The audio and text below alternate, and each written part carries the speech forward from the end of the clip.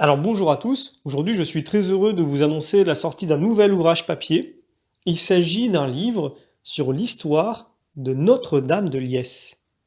Alors qu'est-ce que c'est que Notre-Dame de Liesse? Peut-être que certains d'entre vous connaissent ce lieu, puisqu'il se situe en France, et cette basilique, qui donc se trouve dans le département de l'Aisne d'ailleurs, dans la région des Hauts-de-France, fut, jusqu'au XIXe siècle, l'un des principaux sanctuaires mariaux de France.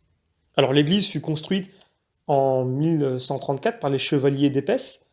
Le chœur date du XIIIe siècle, le transept et la nef du XIVe siècle, et ils furent d'ailleurs tous les deux agrandis à la fin du XVe. On venait en pèlerinage y honorer la Vierge Noire, statue faisant référence à la soudanaise Ismeria, fille du sultan du Caire El Afdal, qui, après avoir sauvé la vie à des chevaliers français au temps des croisades, se convertit au christianisme et épousa Robert d'Épesse, fils de Guillaume II de France. Alors cet ouvrage raconte évidemment la légende de Notre-Dame de Liesse, son histoire du pèlerinage, qui est consacré dans sa basilique et qui est un lieu d'expérience spirituelle forte. Alors voilà, cet ouvrage, donc, comme vous l'avez compris, se compose en deux parties. Première partie, la légende de Notre-Dame de Liesse, et en deuxième partie, histoire du pèlerinage. Alors quelle est cette légende? Je ne vais évidemment pas tout vous raconter, mais déjà, nous savons que cette princesse qui s'appelait Ismérie a voulu convertir des chevaliers chrétiens au temps des croisades à la religion musulmane.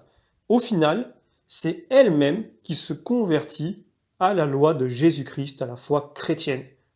Et à partir de là, démarre une relation particulière entre Ismérie et la Vierge Marie, qui se montre en songe et lui promet qu'elle arrivera à sortir d'Égypte et qu'elle recevra le baptême. Alors ce qui est très intéressant, c'est que la deuxième partie, qui est plus longue et qui concerne vraiment l'histoire du pèlerinage, nous montrera que même dans ces récits extraordinaires, la difficulté ne se soustrait pas. Et vous découvrirez comment des rois de France et des grandes figures allaient en pèlerinage dans ce lieu et avaient un rapport très particulier avec cette basilique. Donc nous parlerons évidemment des pèlerinages notamment de Charles VI, Charles VII, Jeanne d'Arc. Les Anglais même sont venus ici.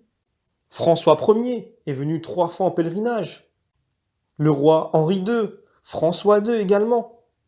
Nous avons également des miracles tels que celui de Nicole Aubry, de Vervins, qui fut délivré de 26 démons dans cette église de Notre-Dame de Liesse. Catherine de Médicis et Charles IX y sont également allés. Nous avons eu les attaques des Huguenots, donc des protestants, qui ont pillé cette église et qui ont mis le feu, et malgré cela, elle est encore là.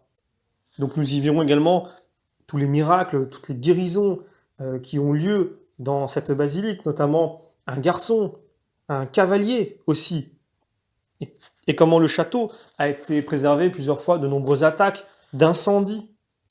Et donc c'est très intéressant, toute cette histoire autour de cette basilique et des miracles qui y ont été obtenus. Donc voilà, c'est un ouvrage pour nous très important, qui a été écrit, et j'ai oublié de le préciser au départ, par les abbés Émile et Alderic Duployer. Donc je vous invite à découvrir cette œuvre fort intéressante. Et vous l'aurez compris, il y a dans cette œuvre quand même un rapport particulier avec la Vierge Marie, où on voit vraiment son action, comment elle a réussi à être à l'origine finalement de cette conversion, de ce pèlerinage. Et c'est extraordinaire puisque vous connaissez notre attachement dans tous ceux qui participent à cette chaîne, à la Vierge Marie, à Saint Joseph, donc en somme à la Sainte Famille.